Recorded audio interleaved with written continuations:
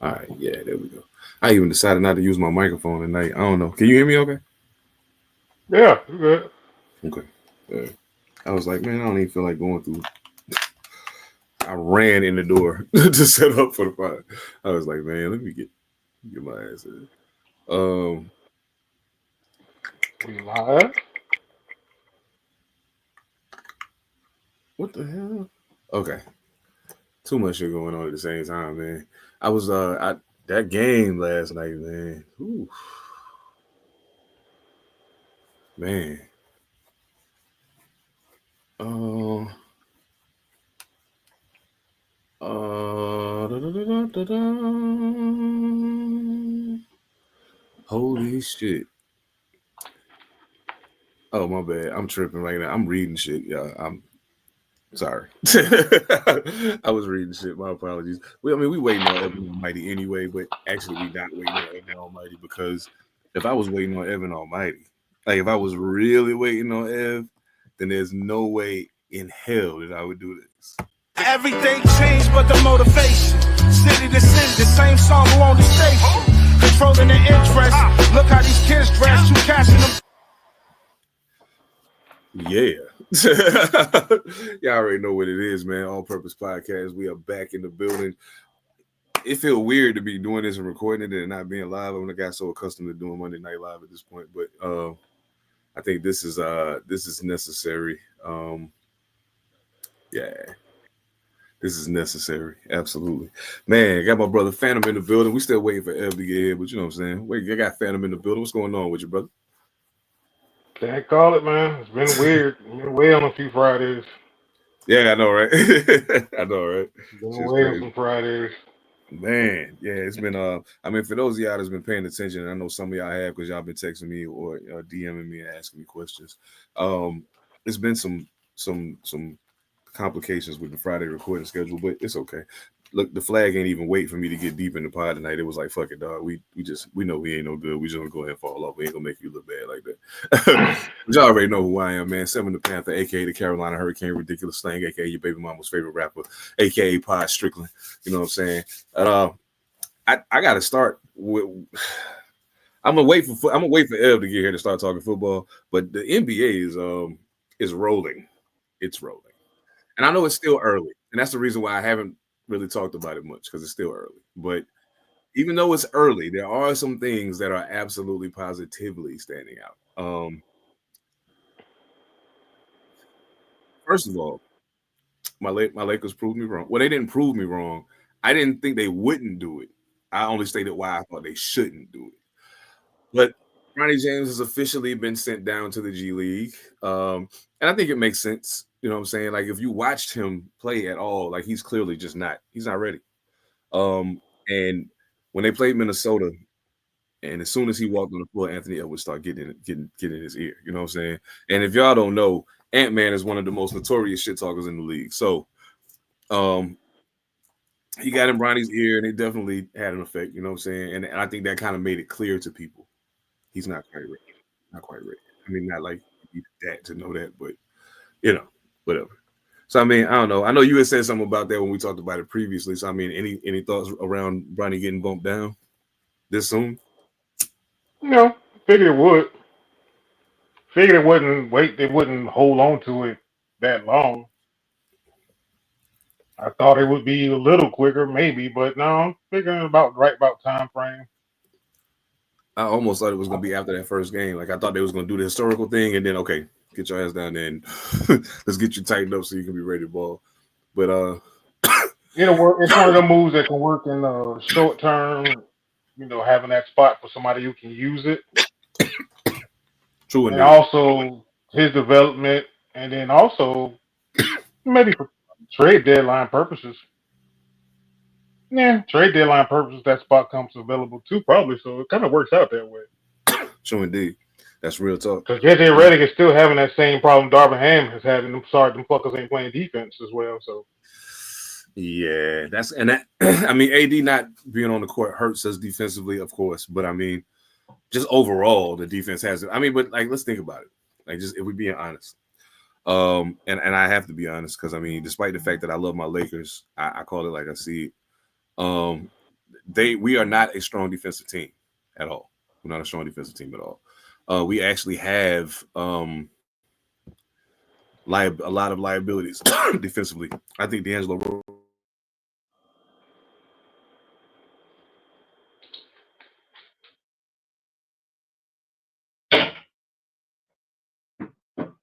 Oh, did we lose Seb on this one? What happened? How did that happen? I didn't do that. Turn it off. Yeah, there's a lot to go with that. So I mean, I'm watching, and all I keep thinking to myself is, I mean, one of Bronny's strong points right now, of course, at least, is his defense. Is one of the things he's better at the moment. And I mean, I guess that's because a lot of defense is just wanting to do it. You know what I'm saying? A lot of defense is wanting to do it, and he definitely has the desire. But I think you're right. This is going to give him an opportunity to develop in all the ways he needs to develop in order for him to at least be a contributor when he comes back up. You know, I don't know, man. I'm a little concerned about my boys right now, to be honest with you. I mean, we started off really hot. Things look good. They look good, but I mean, y'all need that. Y'all gonna need that other player. Yeah, we need one more. We need one more person. You either need that one more player, or you need to make enough moves to where you can get multiple moves, multiple players, multiple service perimeter defenders, perimeter defenders, constant, shooting, consistent shooting in defense and the defense. Yes. Because the way y'all standing right now is like, everybody ain't defense ain't, where y'all at, where it's supposed to be. So. Oh yeah, we don't play. I mean, if we take it. Oh, let me not do that before I keep going. Evan All Mightee, what's up, bro? Yeah, what's having some neck issues. Yeah, my laptop won't laptop right now, man. So I got to do it off my phone. But we gonna get it done nonetheless, man. Laptop ain't laptopping, bro. Oh, that's crazy. That's crazy. Well, what's up, man? I thought it was the router. I think it's just the top. I think it's just the laptop itself. I feel but it's all love. We got these $2,000 phones. They do the same thing. You feel me? Absolutely. You can just carry it in your pocket. That's the only difference. You know what I'm saying? Well, we started out talking about Bronny getting bumped down to the G League, but I mean, I don't think that's like a super duper surprise to anybody. Nah, we've been said that. Yeah, I think the only reason why it becomes a topic of discussion for most people is just because of his name. Is what makes it Bronny. Yeah, because it's Bronny. If they had sent Dalton Connect to the G League, nobody would have blinked. They just went, okay. Nah. They just want him to get better. Cool. They just want him to get better. Cool. But I do want to say, despite the struggles that my squad is having right now, I think I said this wrong on the doc, but right now, Anthony Davis and Jason Tatum are the two front runners for the MVP. And of course, it's early, but I mean, at the end of the day, AD came out the gate hot this year. He came out the gate hot. He ain't holding back. And I've noticed that the one thing that LeBron has wanted to do since he got Anthony Davis there, he's able to do it now. Hey, nigga, I'm 40. Take this. Go school. He's healthy. Ain't healthy, man. AD healthy. You can tell. Yeah. You can tell he ain't guarding his body. The last few years have been watching him, kind of lope up the court. He running. Now he running. He moving around. Now he's still lackadaisical on defense because it's still too many times that Anthony Davis will jog back down the court and the ball will get out ahead of him, and he'll end up catching a ticky-tack foul, trying to use his length to get up to the rim to block, a layup that shouldn't have gotten behind him in the first place. Absolutely. So a lot of their stuff, I think, will be solved with hustle too, man. As they get deeper into the year, I think the Lakers will solve a lot of that with just straight hustle. Once JJ get fired up enough, they'll start moving. Jeannie Buss, go get Dwight Howard. Go get Dwight Howard. What are you waiting on? Go get him. He want to come back. Go get him. What's what are up? we waiting on? He got That's interesting. He got the fountain of youth like LeBron, man. Now him and LeBron go to the same. They drink at the same fountain of youth, bro. The same fountain of Barry Bonds. You're right. Absolutely. Like, you know what I'm saying? So, yeah, you know what I mean? Like, I'm a The fountain of Balco. Oh shoot. They on Mark Aguirre time right now. Hey, he said, man, I like that berry flavored Balco, bro. Put some bubble gum in that. You know what's crazy? I'm gonna tell y'all something funny. Cam Reddish starting at point guard tonight for us. Oh, word. Yeah. I like Cam, man. I like Cam gang. I like Cam too. I think Cam's confidence has been affected negatively by what's happened to him since he's been in the league. And I think being on the Lakers, and the one thing I will say about LeBron James is this: if he's nothing else, he is a motivator, and he will inspire you to want to play better. So yeah, Cam is with the right person, most definitely. He got the best out of J.R. Smith, so he good at that. J.R. ain't no slouch. Hey, Machine Gun Kelly. J.R. ain't no slouch. You know what I'm saying? He's much bigger in person than I was aware of too. I caught a flight back from Atlanta in the middle of the night, and he was on the plane with me. I got on the plane. I boarded first and sat down, and all of us, we 6 feet or better. So even on a commuter plane, we still gotta kind of duck our head a little bit. When you're coming down the aisle to sit down, he was one of the last people to get on the plane. And I automatically knew it was an NBA basketball player when he got on the plane, because his back was touching the top of the ceiling, bruh. And then he lifted his head up, and I was like, "That's J.R. Smith." And I said it out loud on the plane, and he busted out laughing. A couple other people started laughing too. But I sat there and talked to the brother the whole time, man. Good dude. Yeah, good dude. JR's a good guy. Yeah, genuinely a good dude, man. Oh man, while we talking NBA, before we get to the important things, I gotta ask y'all, since we said JR. Where were y'all at on J.R. Ryder? I personally, J.R. Ryder is one of my favorite players that just couldn't get out his own way. I think he was absolutely incredible. But I always wonder how other people viewed him, because I was like, is it just me? Do I just think he's really good? Or is it, you know what I'm saying? So, I mean, what y'all think about J.R. Ryder? What y'all think of it? What you think, Phantom? You remember J.R.? Yeah, he had his moments. I remember the dunk contest more than I remember games. Between the legs. Yeah, I remember the dunk contest. It felt like after that dunk contest, he started smelling himself and never was the same and started putting on weight. Harold Miner called a man Baby Jordan one time, and you ain't never gonna hear his name again. Harold Miner should have never had that nickname. Harold Miner game was real limited. His game was real limited. He could just jump out the gym.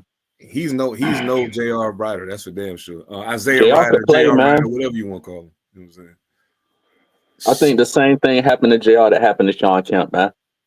Dudes that were already on the cusp of being burly boys. They were always probably like James Harden. You can tell that James Harden has the body type where he was probably always going to turn out to look like he looked right now. Once age caught up with him, they just burly boys, big boy. JR was a big boy that could jump, so once that weight get on you, though, dog, it's over. Them knees don't act right with weight on top of them. Man. Well, Kemp got injured. Well, I'll give Kemp a little pass because he was slender that way. His injury, he got injured after he left Seattle, if I'm not mistaken. He was in Cleveland, I think, yeah. He was in Cleveland. Why do I feel like he was in Portland? Why do I feel like he was in Portland at one point in time? But he was in Portland for a minute, yeah. He went to Portland too. Yeah, he played in Blazers jersey. Yeah. Mm-hmm. Yeah, but it felt like after that he got injured. He just wasn't the same. He blew up, man. I mean, we ain't gonna talk about all the reasons why Sean Kemp blew up. All I'm gonna say is, I mean, I know we are African Americans and we have these things, but he's blessed with a special one. And hey, man, work. Cocaine is a hell of a drug, man. What Rick say? Cocaine is a hell of a drug. But you know what? I gotta salute Sean, because he's taken the opportunities afforded to him and got his life together, man. He's got into the cannabis field. He actually owns a dispensary up in Seattle.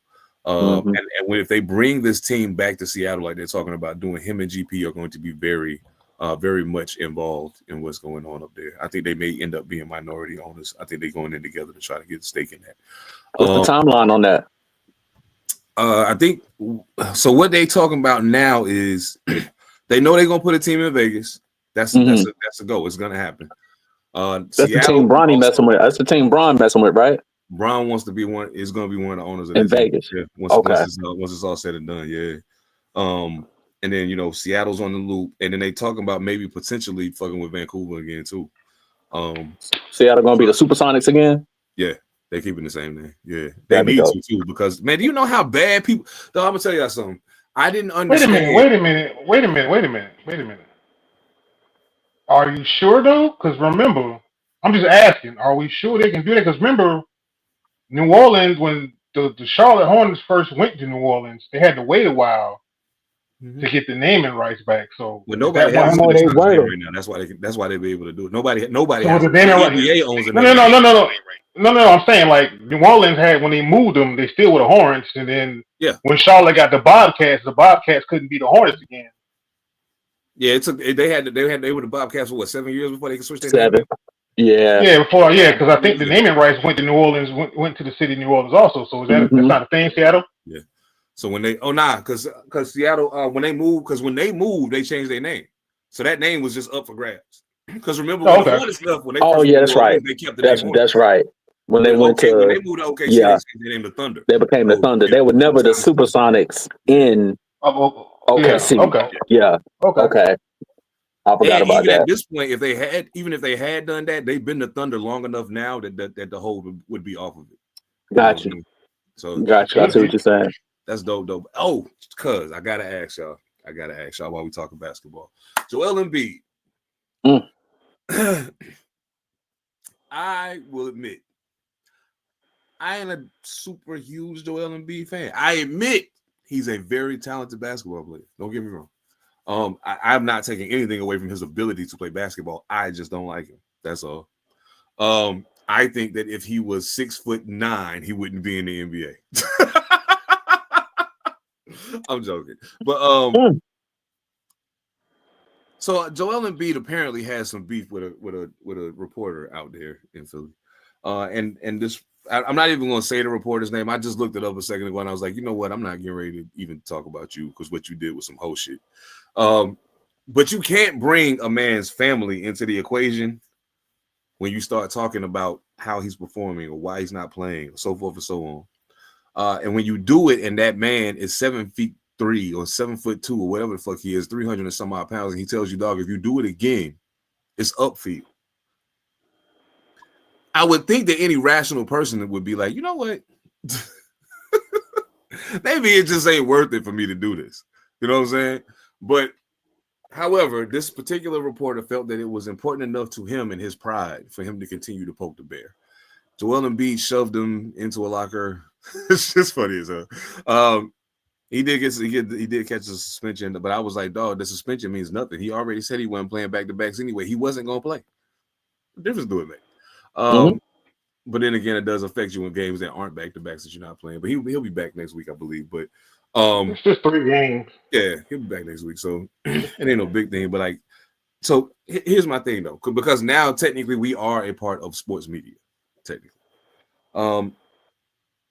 at what point do you draw? Like, obviously, talking about people's family should never be in the equation when we talk about sports. You know what I'm saying? Unless you're talking about Bron and Bronny. Like, okay, that's family, but we're talking about them for a reason. They're both in the NBA together on the same team. But how, like, do you feel like the athletes have the right to respond in whichever manner they feel is necessary in order to quell these situations with these people? Because Joel Embiid catching heat, and I'm like, dog, all he did was push him. He could have literally socked this motherfucker and changed his life. I mean, he could have pulled a Deion Sanders and just poured bottles of champagne over his head. True. I mean, that we've seen it. We've seen tons of, blow-ups in that particular way and seeing people handle it in a myriad of different ways. In Deion's case, dude was just talking down about his athletic prowess, which was crazy because you're talking to Deion flipping Sanders, yo. Like, what are you talking about? Number one, cornerback, possibly the greatest cornerback of all time. One of the best pound for pound, position for position, probably one of the best football players of all time. And dude was just talking. Tim was just talking crazy. So you saw how he handled him. I think that was during the baseball season. That was actually during the Braves season when he did that. Yeah. So you talking to a two-sport athlete, talking crazy to him. You don't play the sport. You've never played the sport. You in the locker room talking crazy to a man who put himself on the line in 2 different sports in the same season. Some of these Sometimes dudes in the really same day. in the same day, bro. You know, some of these dudes really do need to chill. You know, chill a little bit, because I don't think they realize that they're talking to. It's the same as you, Phantom, or you, Seven, being at your job, and somebody who never done your job before just walks into your job and stand next to you at your desk or in your cubicle and start talking shit about what you do every single day, and they never done it before. You know, even me sitting in my cubicle doing my job, by about the second or third time you do, and this is a big family, you know, these same reporters are in everybody's locker room. So you see them all the time. This is a family. It's not a one-off thing. They know each other. They know each other. They got press passes. They come into your locker room while you naked and getting dressed. Yeah. This is the game. So it's not like they don't know each other. If somebody did that on my job every single day, eventually I'd probably hit him with a stapler too. I mean, it is. So You at my job, B. You at my job. We ain't on the street. We ain't at my crib. We at the job. I might have to hit you with that stapler, dog. Don't make me. Ain't talking about my family. The office supply beat down.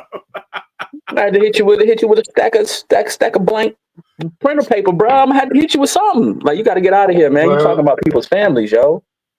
Well, Ev, for my job, I guess I have to smack him with a hot spatula or hot grease. And, rub it on the grill. Hold it on the grill for a little bit. Just hold it there. Yeah. You know what Phantom told me one time? They was back there in the back. They was cooking. This is when we worked at Ruby Tuesday together. It might have been at Old Charles. I can't remember which one we was at. But I said something about something that went out and somebody complained, blah, blah, blah. I said, they're going to come back here. He said, you don't see all this shit we got? Let them go. You see all this shit back here? Let them go. I was like, word up. I feel that shit. I got vats of grease. I got knives, bro. I got frozen chicken, bro. I get to throwing chicken back here. It's going to hurt. Bruh. I remember, now that you said that, and I don't want to get too far off subject, but now that you said that story, because it brings us back, because I remember that shit. He said that shit. And he was like, the dude was just talking real reckless, because something happened. And we was like, okay, you know, something we could fix or something. Like, yo, just let us know we can fix it, and it's all good, you know, ain't no problem. But who the fuck back there cooking? It was me and Big Tim. Yep. And we was like, yeah, this motherfucker time he coming back there, he don't give a fuck who back there cooking. Oh. We just looked at each other. Was like, okay, send him on back here. And you know it's fucked up when the boss man's like, well, y'all can't kill him, but y'all can't kill him. They can do what they do. You can't kill him, but you know, it's like, hey, he bring his ass back here, he opened up, and everybody was like, come on. And then we walked to the door. We just walked out to all we did was just walk to the door. Dining room. We just walked out the dining room. I said, come here, let's go. Let's walk. We walked to the dining room. We just like, which way? We just looked at him like, which way? And they was like, that way. And we looked. Oh, okay. We ain't worried about that motherfucker. We just walked back. And it's like, yeah, all of a sudden he just calmed down. Bruh. Okay, you heard him say it was me and Big Tim back there, right? Mm-hmm. Now I know you've seen his name on Instagram is Fat Alex. Let me tell you something. Yeah. I'm 6'3", dog. Standing around these niggas, I feel like a little nigga. You know see, Ev, I've done what you call law. Ev, I'm not the size he remembers me as. True. I'm not the size he remembers me as. Yeah, no. But when I say I was 310, if I told you I was 310, they'd be like, you ain't no way in the hell you 310. I'm like, yeah, I'm 310. You just don't look like I'm 310. Bruh. Wow. I'm the motherfucker who carries weight. Yeah, if I tell you I'm 223 right now, you'd be like, 223, bullshit. But then I'm like, yeah, I'm 223. I ain't shit. I mean, I weigh 220. I don't look like it though. But it's just because we tall. That's all. Mind you, we was the biggest small. We were the biggest small M&Ms. Tim's taller than me. Tim's big taller than me. Like, and big. Like, both of these niggas was linemen. You know what I'm saying? Oh yeah. Yeah. You know I resent that remark. I am faster than most linemen, and I have proved that. Thank you very much. No doubt. I'm faster than most linemen. You played linebacker, right? Or defensive line? No, I played semi-pro. I played fullback. Fullback, by then. Right. That's right. Fullback, semi-pro. Shit, man, that just you got a stomp with a helmet on. That's what a fullback is. A stomp with a helmet on and shoulder pads. Okay. Now, I couldn't catch worth shit now. I couldn't catch worth shit. Now, I'm going to be fair. Just in case anybody sees, I couldn't catch worth shit. In practice, I can catch. In the game, I couldn't catch worth shit. Oh, no, I'll that's when admit that. Anybody? that adrenaline getting there during the game, dog. That adrenaline getting. That's why I was on defense. I couldn't catch a lick, bro. I couldn't catch a lick with the lights on, bro. That's why they put me on defense, dog. I can't catch the lights. Come on, man. It's too much, dog. I can't do it in prime time. I can hit somebody in prime time, but I can't catch the football in prime time, dog. I'm stone hands. I can run it. I'm stone hands. I can run it. Motherfucker, he can move, but the son of a bitch can't catch worth shit. Like, don't throw it to him. Like, he can block tight end, all that shit. Just don't throw it to his ass. In the flat, wide open. Doop, doop, doop. Hey, bro. Damn it.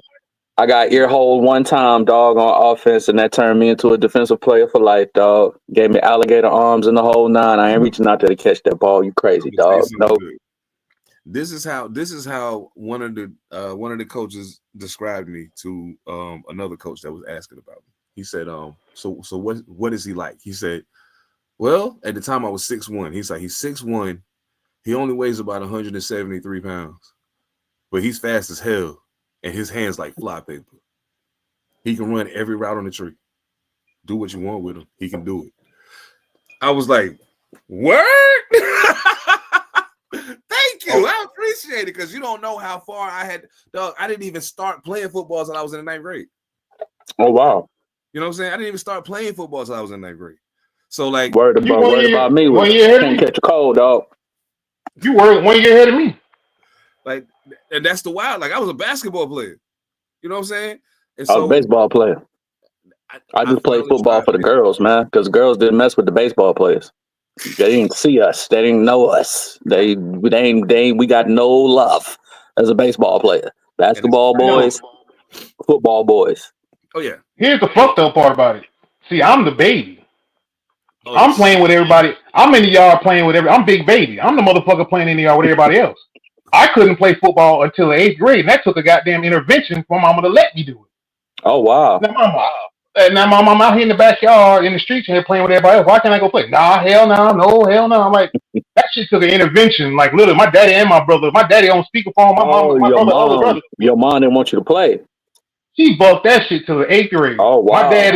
My dad's on a conference call because I heard my dad split up. He's like, man, let the boy play football. Damn, it's about time. My brother's like, let him play. She's like, oh, hell no, fuck no. Then my 8th grade year, she's like, all right, go play. And imagine playing throw up, tackle, pick them up, bust them up, and manage football. Then they put you in as a lineman. Motherfucker, I ain't no goddamn. I don't even know how to be a lineman. I don't know what to do with this. I don't even know how to be a lineman. You want me to do I'm just not a defensive lineman, an offensive lineman, right? Well, you got to know what you're doing. What the fuck am I doing over here? See, this is getting ready to take me right down the football rabbit hole. So before we get there, I got to ask a question. Okay. First of all, how did I not know Dante Exum is still in the NBA? How was Dante Exum still in the NBA? Anyway, I'm dumb. Don't listen to me, y'all. Okay. Klay Thompson with the Dallas Mavericks. Thus far, what have you thought about that? Because there was one person that was like, he looked real comfortable in that Dallas jersey. I was like, he might look comfortable, but look at the numbers, though. I think it's going to take some time. I think it's going to take time, just like it did with Luka and Kyrie. You know, it's going to take a minute to figure out where people are on the floor. Even Steph is going through that right now, because I watched the game the other night, and Steph tried to do the behind-the-back pass, the wraparound pass to the corner to where Klay usually stands. And I don't know who's playing Klay's position right now. I forget who's playing his position, but he's not moving and spacing the court the same way Klay did, and it's messing Steph up because he's coming down doing the same moves and expecting Klay to be right there or a person to be right there, and they ain't there.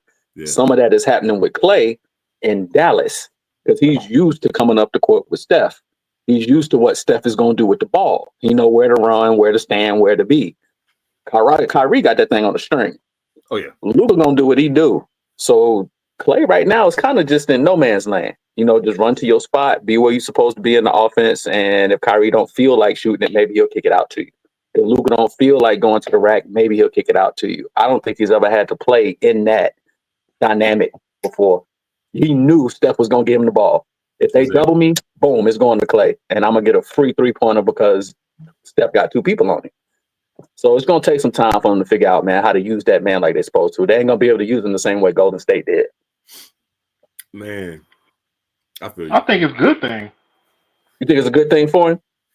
Earlier, in the early stages, yeah. Let Jason Kidd figure it out early. Yeah.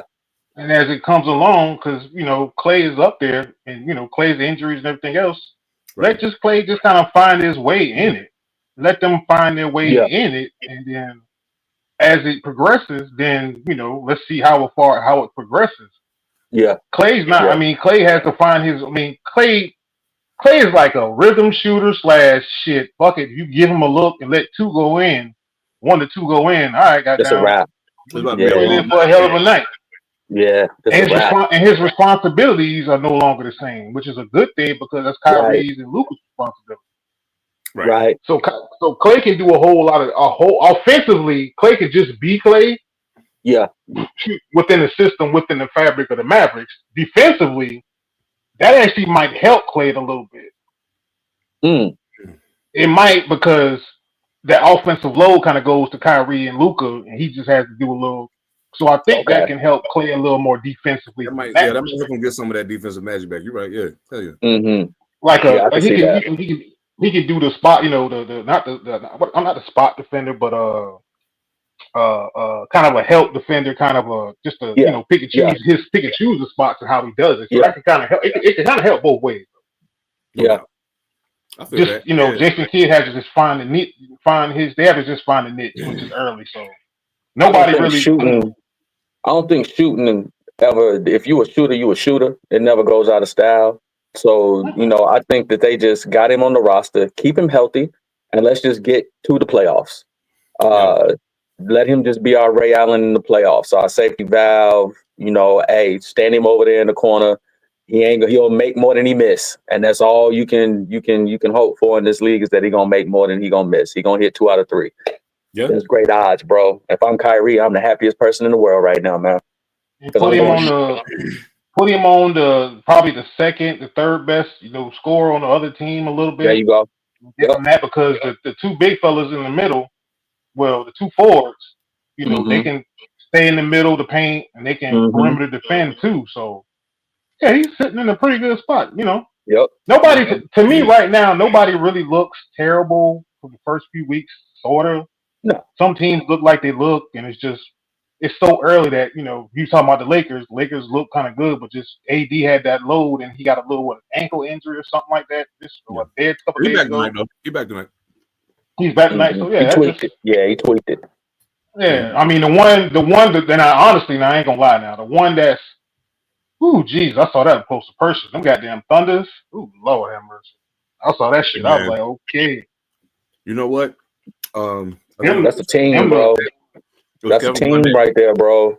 They was talking to KG and he said, who y'all need to watch? Y'all better watch Oklahoma City. And they was like, why?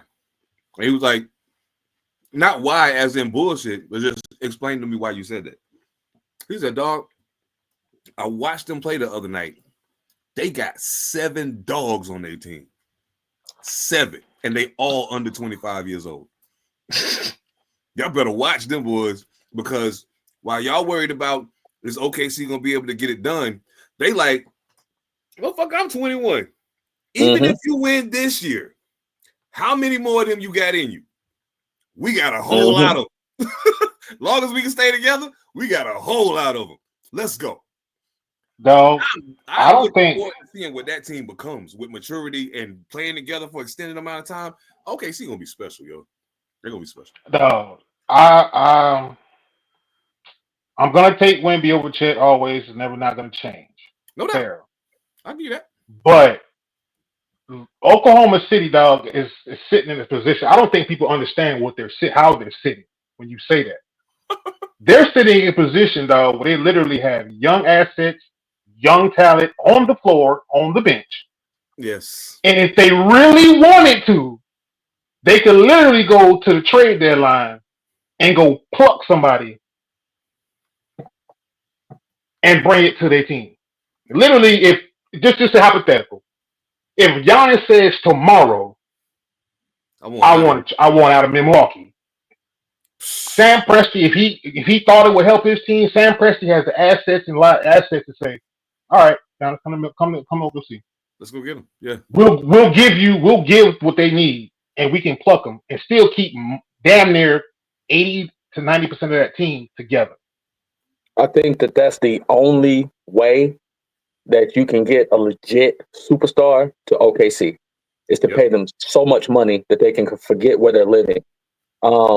I think that's been the problem that they've had, which is why they've grown these great teams over the years. Harden, Westbrook, Durant, they got Durant, but still, they've grown some great teams. Perk, Adams on the team, lots of people going through there. The team they got right now is homegrown. But it's because nobody wants to come play in OKC because it's OKC, not because of the fans, not because of the stadium, not because of the jersey, none of that. It's because it's Oklahoma City. Is where you're living. But that's changing though. But see, here's the thing though. That's changing though. That has changed over time because we've seen it happen. Okay, we can go back to Spurs dynasty, Duncan, and everybody. Role players wanted to go there, but that's changing now due to social media and the markets. What it dictates now, that's changing. Because if you're a good team, Oklahoma City, you'll go to Oklahoma City. Oh yeah. Because you see the assets and see what's happening. It's just like people say, well, you may not want to go to San Antonio, but you see what's building there, and also, okay, well, no state income tax. So that's a plus, kind of a plus to that. Now, San Antonio is really attractive because of their culture. Front office, pop, the players that were on the team, they were stocked up just to the brim with that. But that's what Oklahoma City is building that also. Oklahoma City has that. They have that now. So to say you just want to go play, I'm gonna go play with the Lakers in New York no more. I think that's really past. It's just where's the best place I can go at? Oh yeah. And I can figure it out because if we're winning and we're good and I'm this, they'll find us.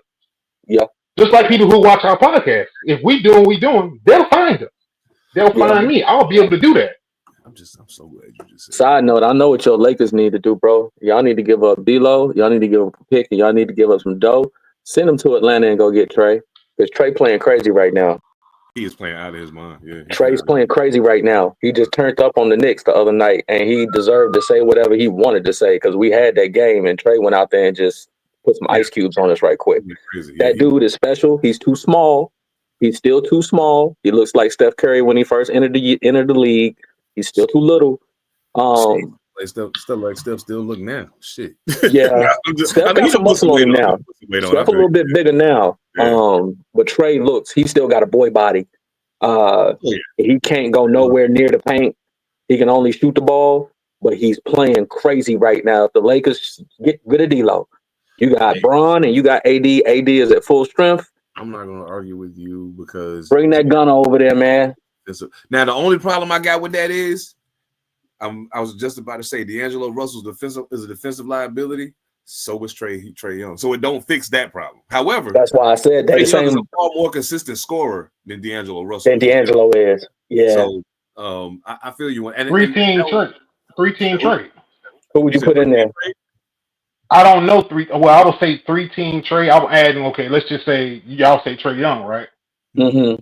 Okay, let's just say if we can get Lakers can get like a perimeter defender to go with it. Somebody like we need that rotational defender to go with it, the way you can have multiple teams. Because you know they always do that anyway. The NBA is the king of doing that shit. Yes. Yeah. So that would be one of the things where you lose D'Angelo Russell for a better offensive player than Trey Young, but let's just say you find a rotational defensive player that offsets that. Absolutely. I feel you. Front court or back court? I would say if you're gonna get Trey, the guard that you get should be a combo guard that can play the point in case you need to take Trey out to have defense. Take him out the game. Ball handler, right? Or they can play the two if Trey's in the game because they're bigger than him. Like that ain't hard. I mean, shit.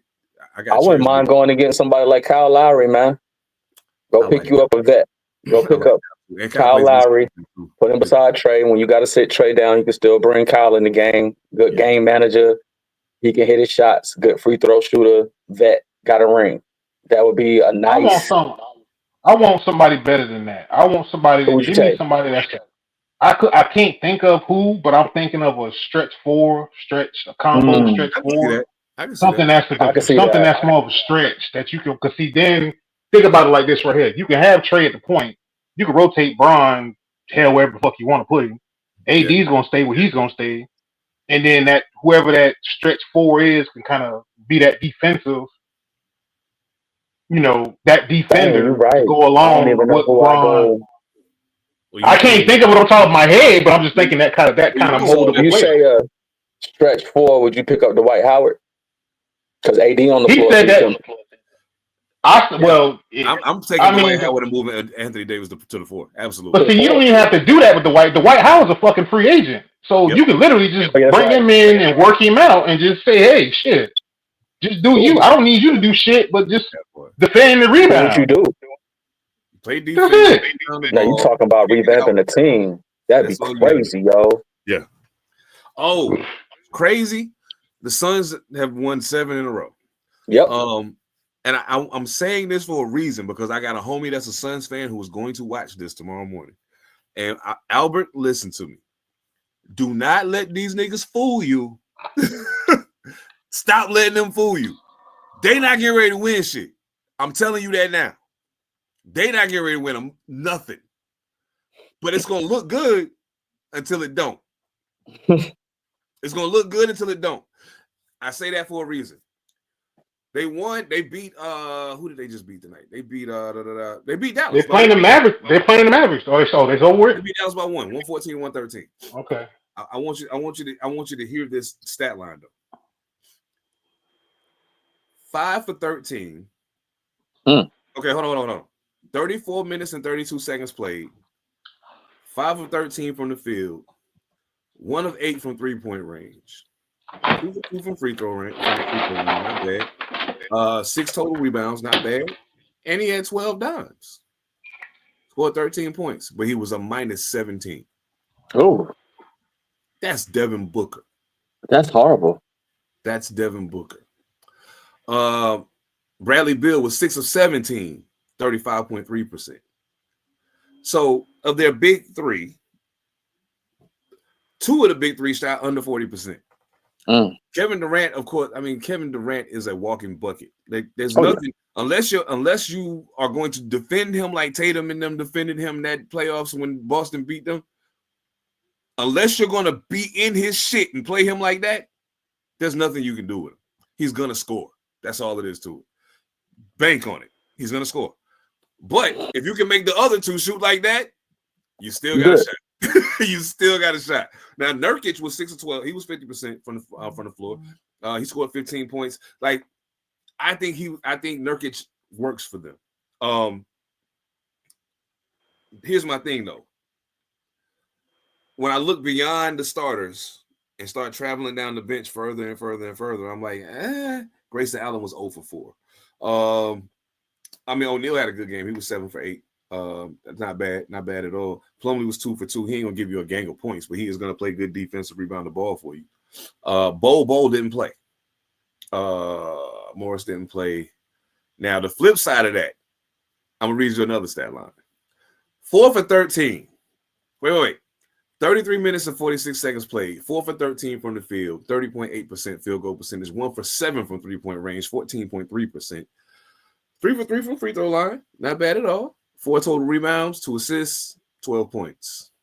1 turnover and 3 fouls. And he was a +5, but those numbers still suck ass. That was Klay Thompson in there. The problem I think that's gonna hit both of these teams. The problem I think is gonna hit both of these teams is the people who aren't performing well. These players that they're counting on, like Klay, they're counting on to a degree. If he does this when it counts, it's gonna hurt.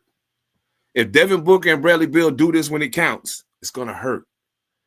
Kevin Durant can't save them from that. Luka and Kyrie alone can't save y'all from this. Y'all brought Klay there for a reason.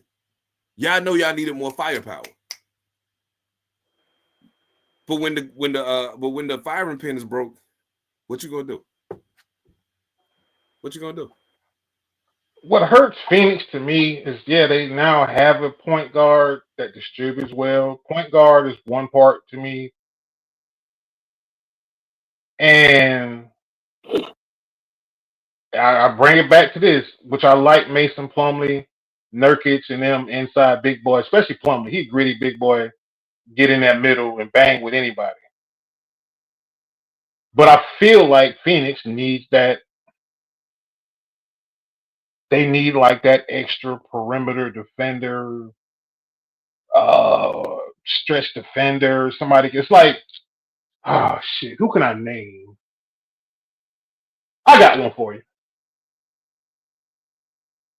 Take Marcus Smart off the Grizzlies and put him in Phoenix.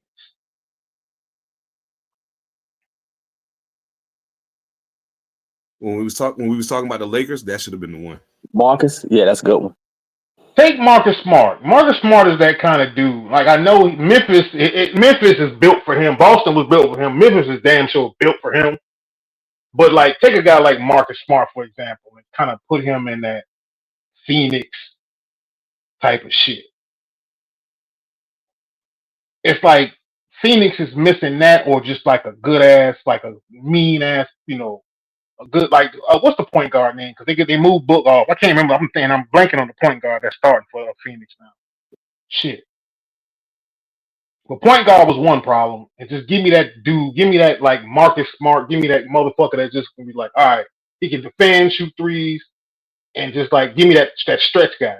And Plumlee and Nurkic to do what they got to do. Maybe that helps. That's what I see with Phoenix. And to your other point, health is Bill, Booker, and Durant. But is the Durant? I'd ask a better question: is the Durant and Phoenix experiment over with, even with Mike Budenholzer? Right now, he's happy playing with Coach Budenholzer, which I'm happy he is. But oh yeah, that's that Duke boy. That's that Tyus Jones as their point guard. Yes, indeed. Yeah, that's that Duke boy. Yeah, Tyus is their point guard. I mean, no, the Kevin Durant experiment is not over. Number one, because he puts butts in seats. Number two, he's like Seven said before, he's a walking bucket. He's gonna get you at least 25. Even if he's having an off night, he's gonna get you 25. If you can get one of the other big three on to give you another 25, that's 50 points. So the experiment's not over with him there. Is this year a make or break season though? No, and I'll tell you why. And it's only because of the amount of parity in the West now. Everybody's assembling their little Avenger teams. Kevin Durant's really the only really old person on his squad. Of that three, they still pretty young themselves. Tyus is young, starting point guard young, Dev young, Bradley Beal's still young. So you still got a young core like you do with OKC. LA ain't the LA that we know them to be. They still tooling, getting together. The only people you really got to worry about out there, the Nuggets done fell off, is Dallas and San Antonio. That's who you got to worry about right now. Dallas, San Antonio, OKC. Okay. The Milwaukee, whatever, whenever they come through. But Dallas, San Antonio, OKC is basically what you're dealing with. No. Who else you dealing with? Because the Nuggets ain't fell off. The Nuggets are gone. The Nuggets. No, the Nuggets are always the Nuggets first. And you have to put this in context. Phoenix isn't young. Kevin Durant's basketball minutes are high as hell. That's why I said Kevin Durant's the only old person. Devin Booker's basketball minutes are high as hell. And Bradley Beal's basketball minutes and lifespan is shortened because of injuries. So they're nowhere near young at all. You don't even put them in OKC's category. So when I asked that question, why I'm asking it that way is because, okay, the Budenholzer experience, Kevin Durant, as far as it's going to be this year. Obviously, because they said he's not going to do anything unless somebody blows him away. But you have Denver, who Denver's always going to be Denver. When it's time, Denver always paces themselves. Minnesota ain't going no goddamn well. You got Minnesota. Okay, well, Dallas is the Mavericks. We figure they'll figure it out. Let's see. Who else we got? I think the Mavericks missed their chance last year. They won't get back there this year. They missed their chance last year. I won't believe in that. I'm gonna believe in that. It was too hard for them to get there last year and the year before. It was too hard. And if the Nuggets are wishy-washy. The only reason that the Nuggets are the Nuggets is because you have a gigantic man in the middle of the floor. Jamal Murray, don't get me wrong, he's good. He was hurt last year. He may be better this year. He may come out shooting better. He may come out playing more games this year. It may look a little bit different. But when you have a 9-foot tall man in the middle of the floor that can play like Luka Doncic, basically, you know what I'm saying? Like, yeah, but see, and what's also underrated about the Mavericks, the Nuggets is, mm-hmm. and I think this is I'm gonna put this out here as a rub-off effect, and tell me if y'all think this is possible. Russell Westbrook's rub-off on Michael Porter Jr. You just read my mind. I was about to say Russell Westbrook is actually the X factor for what Denver's going to do this year in the playoffs. Okay, what he's going to give them off the bench is going to determine what they do in the playoffs. I can see that. He is Russell Westbrook is a punch in the face for people who want to hug. Yeah, I don't want him shooting. I don't want him shooting threes. No. Everything else Russell Westbrook has, the dog in him, whatever he is, and he's gotten a little older and calmer and kind of mature in what he is. Yes, I will take that because he understands. Like, but he also sometimes is like, you know what? Fuck it, I'm just going to do everything I'm going to do in my power. And I think that's also a good rub-off effect on a player like Michael Porter Jr., who sometimes kind of comes, goes, is a little mellow.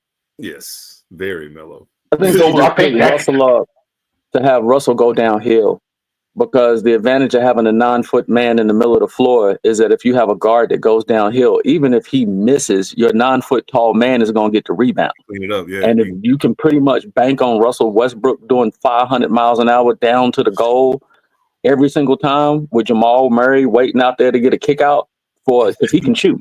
Son can shoot. And see the thing with Jokic is, right. Here's the thing what you say about Jokic about them being old. Jokic, the way Jokic played, Jokic could play literally until he's fucking 40 years old because he's not predicated on athleticism to fucking begin with. At all. But unfortunately, what we see with the 9-foot tall dudes is they don't last that long.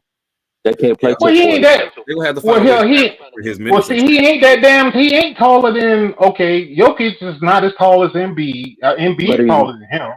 But he's taller than him. But he's as heavy as Joel Embiid, though. Well, he's lost weight. He is considerably slimmer. Yeah, he slimmed down a look. This year he looks smaller than he did last year for sure. He looked smaller last year. So you have to look at put Jokic. Okay, I'll tell you what you put Jokic at. Put Jokic's athleticism, put it like 5 steps below Dirk, because Dirk was just athletic. Put it 5 steps below Dirk, but take everything Dirk did and add it to Jokic, plus being a better passer, and have a pacing. And Jokic has a pacing that's like you're not gonna speed him or Luka up or down. You're not gonna do it. So when you know that, it's like, okay, shit, I know when I gotta move. If Jokic's speed is like, I know I got to move 10 miles an hour right now. I got to move 5 miles an hour. And then, hell, I got to move 22 for about 2 minutes. Cool, we back in. Cool, no problem. Yo. And that looked like kind of like he played too. You know, he's measured. You know, he's measured. Luka is a measured player. You know, they measured players. So I can see that he'll play forward as long as the injury stay off his back, bro. Oh, yeah. With just some tall dudes, unfortunately, it don't take but 1 or 2 of them injuries, man. AD has been lucky to have been hurt as many times as he's been hurt and still play. He's been lucky, man. He relies but see, to your point now, here's the point where I agree with you on this. It's not those players like Jokic that's fucked up. It's the ones like Embiid, AD, and other ones who are athletically gifted, who can do multiple things. Yes. Whose bodies is like shit. They when they could do it, and when they couldn't, it's like, what are they now? Which is why we say that Dwight Howard is an anomaly, bro. Because boy is about 40 years old and he's still playing like he's 30, 25. I don't know what that is. But see, there's the thing though. Whatever Dwight Howard did, the league soured on him. Whatever the fuck's going on, but Dwight Howard is still Dwight Howard. He's just not the 3-time defensive player of the year Dwight Howard. Yeah. But still, like whatever the fuck he did is piss Whatever off he is. people. Yeah. Whatever he did to piss off people, or just not take it seriously, or whatever. I don't give a fuck what the man does in his personal life. That's his personal business. But whatever he's done. That's going to be interesting to see when he's finished with the game. I'm really going to be because I like Dwight Howard. I don't care what people say about him, what he do, whatever. I've always liked Dwight because he has joy in what he does, and that's hard to find when you actually have joy in what you are blessed to be able to do. Keeping it light, goofy, just a cool dude. Yeah, it's a cool dude, man. I'm very interested to see when he quits playing basketball and when he writes his memoirs, what he actually says. Because he's so closed-lipped. He don't want to offend nobody. He never really says anything. Don't even really defend himself. No. I can't wait to see when he has. Yeah, when he's had to. When it gets he'll say he's literally said it because he's really addressed the him and Shaq thing, and to Shaq's point, to that point, the Shaq thing was Shaq was on him because Shaq just said, and Shaq kind of said it a couple times. He was just like, man, I just thought he didn't take it seriously enough, and I thought he could be damn near more dominant than he was. And Dwight just said he just did it his way, and Shaq, you did it your way. You could have been better than that also. So. And that's what I was about to say. A lot of people back Shaq down on that about Dwight Howard because he had teammates, even Kobe Bryant, would say the same thing about Shaquille O'Neal. If you came into this gym as much as I did, dog, couldn't nobody stop you. Ever. Shaq even say it. Shaq will be like, hey, if I took it more serious, you know what I'm saying, I probably could have 10 rings. Could have been, and how much longer his career, or how productive he could have been in his career for a longer period of time. Because okay, Shaquille O'Neal signing with the Phoenix Suns when he signed with them was purely to put bodies in the seats. There's no reason you should have been on that team. They like to run. Your old ass can't do it. That got him healthy too, though. It did. It brought him very healthy. But here's the thing: all you gotta do is track. I would say track from after he left Miami, and look at the numbers, and watch what they do. Yeah. They start doing this right here. So I always thought that was a weird thing though with him and Dwight. There's a few things I think stoke that. They both play center. They both play Superman. They both was number one guys for Orlando. The Superman thing. And the funny thing about Shaq saying somebody don't take shit serious, much like you just said about people talking about his work ethic as far as practice and everything. Oh, and I'm gonna tell you some funny shit I heard him say, but just a second. In my personal opinion, looking at Dwight's makeup, he takes keeping himself in position, in condition to play far more serious than you ever did. What are you talking about? Nigga, just because and then you up and down the court, you Shaqting a fool is a thing, bro. Like, come on. You got this is the thing I hate, and I hate to see it in sports. I hate to see it in music. I hate to see it anywhere.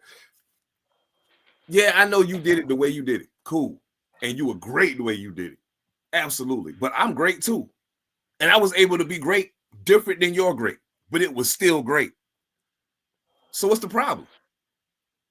I should only have a problem if you have the potential to be great and you don't live up to that. Now I got a reason to be upset and to say something to you.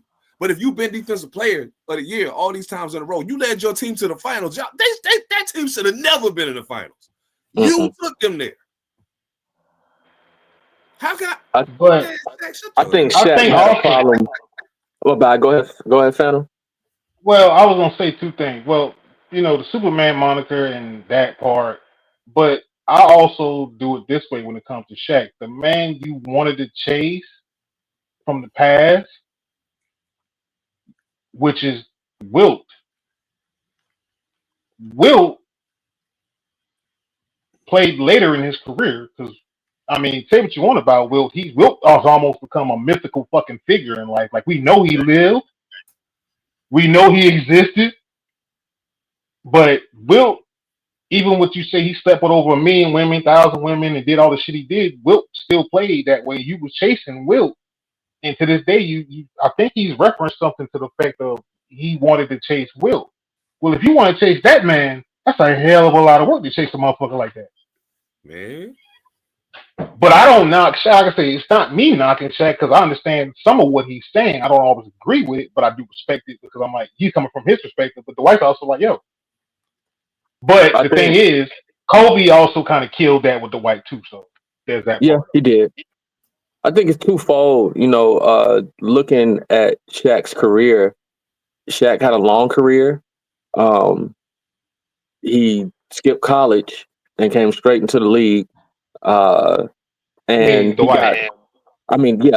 got Shaq himself got beat on repeatedly for his entire career. And we looked at him as a gigantic man and it shouldn't have hurt and all of this good stuff.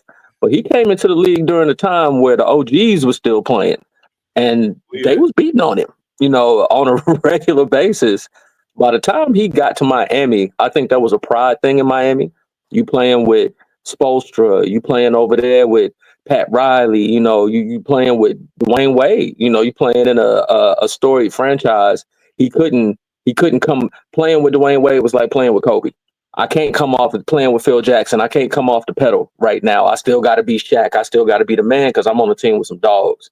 Once he started getting farmed out and shipped to other places and stuff, and I think he talked about Dwight. I think he kind of, I'm Shaq. I got my records. I'm the man. I'm the most dominant, yada, yada. I think he couldn't rely on his athletic prowess anymore. I'm bigger. I'm heavier. I can say it in one sentence. I'm showing up for the but there you go. But you know what though? Here's the thing you just said though. Here's the name you just said, but accountability also. Yeah. Pat Riley. Yeah, that's Pat Riley. Pat Riley wasn't playing that shit. Nope. Pat Riley was never playing that shit. Pat Riley wanted what he wanted, and he had to deliver for Pat Riley. Pat Riley. No, people. Phil Jackson had Kobe to lean back on, and he had to fall back. He might have, fell out with him, but he still had Kobe to lean on. Yeah. Yeah. When he went to Miami, Pat Riley, okay, this is D Wade's team. Yeah, I'm the big dog, but this is for D Wade. And Pat Riley was going to make sure this is still me. Yeah. This is mine. Yeah. I'm still Pat Riley. I'm still Pat Riley. Shit, man. I don't give a fuck. And with Pat Riley's history has shown that throughout his career. And when he said, I don't want to coach no, I'm going to go find somebody just like me. He going to look like me. He going to dress like me. He going to hold the culture up. I'm going to go find another me. And the players are going to respect him like they respect me. And everybody does, yo. And everybody do. But the thing about that, though, what made that culture, since we went to Pat Riley just for briefly, the thing that made Pat Riley special was, you had Stan Van Gundy, and that was a head clash. Once you formed that big three in Miami, and it was Eric Spoelstra, and everybody was like, Pat, why don't you just come down? No. He's coaching. I'm behind him. I'm behind him. He's going to coach. You're going to listen to him. Yep. He told them, I don't care how little experience he has. That's my guy. That's my guy. And fuck what you talking about. Yep, that's my guy. Yep. Fuck what you talking about. That's my guy. So that kind of blows that. But shit. Don't forget the fuck what you talking about. That's my guy, because this is gonna take me right where I need to go next. But go ahead. But time's running out. Time's running low. A little bit of the last thing. I think a little bit of Shaq's problem with Dwight was what we always see when you an old dog and you see the new dog coming, and the new dog ain't no Chihuahua. The new dog is like a German Shepherd with platinum fangs, and he is as big. He's as tall as you, but he's jumping out the gym. He got another whole skill set with him, and then they giving him your moniker, and he putting the cape on and flying through the air and throwing the ball down into the rim. Ooh. I think when Shaq started seeing that, he was kind of looking at it like, man, if this dude ever does take this serious and actually start playing some real ball and put some more tools in his bag, he might actually get up here with me. Yes. He might actually get on the team, get serious, and get up here with me. He might erase a little bit of my legacy. I think some of that was jealousy, dog. And somebody else said that back in the day. I think a little bit of that was a little bit of jealousy, dog. Just like you said, hey, you in Orlando. I was in Orlando. You coming down here erasing my name in Orlando? You taking these fools to the playoffs? They shouldn't even be here. I think a little bit of that was jealousy, man. Because Orlando already felt some type of way about me going to the Lakers. They already feel some type of way. So I still get love, but it's a little tempered because I left. Well, I think it's this way though. This is the Dwight Howard was one of the ushers in of the new millennium style. That's true too. And it wasn't the old school style. Yeah. And we get so caught up in we didn't talk, we beat each other's ass, we elbow bullshit, all that. And Dwight Howard was just, that part of that new millennial style, which I'm like, he's not new millennial because shit he about everybody on this sitting up here age right now. We all about the same damn age. He was just, like, that's my friend. He's just one of them sports players that don't look at it like it's a war. Kobe look at it like it's a battle, it's a war. Mike thought it was a battle, it's a war. Dwight just like, shit, man, we just out here hooping, dog. Like Kevin Durant. That's what people say about Kevin Durant. They say that he don't, he the grim snipe, he the man, all of this, but he don't carry himself like that on the court. To him, it's just ball. We just hooping, dog. And you could because that thing is rivalry, but like I say, we all old enough to come up in the 90s and go through sports and shit like that, and it's sometimes you hate a little more than others. Yeah. And in some ways, hey, bro, you respect, it's cool. But then once we strap up, goddamn, and once they blow the whistle, it's goddamn time to go on the mat. It's time to go on that mat. It's like shit. It is what it is. Let's get it. I ain't got shit else to say to you, but come on, let's get it. That's it. Come on, let's get it. I ain't got to cheap shot you. If you want a cheap shot, all right, then we gotta go there. Then we gotta go there. Yeah. All right, motherfuckers. I'm finna take eye for eye.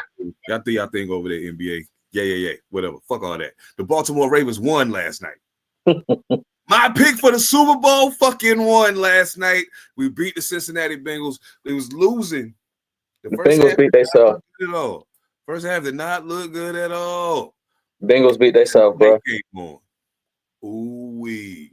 Before we because I'm gonna let y'all have y'all run real quick. Before we even go there, y'all already know I was pulling. We all picked Baltimore to win, but I just want to say real quick, salute to you, Jamar Chase, my brother. Oh my God. Anyway, go ahead. What did you see? What did we learn? What did you gather from the game last night? The Bengals are much better than they're playing.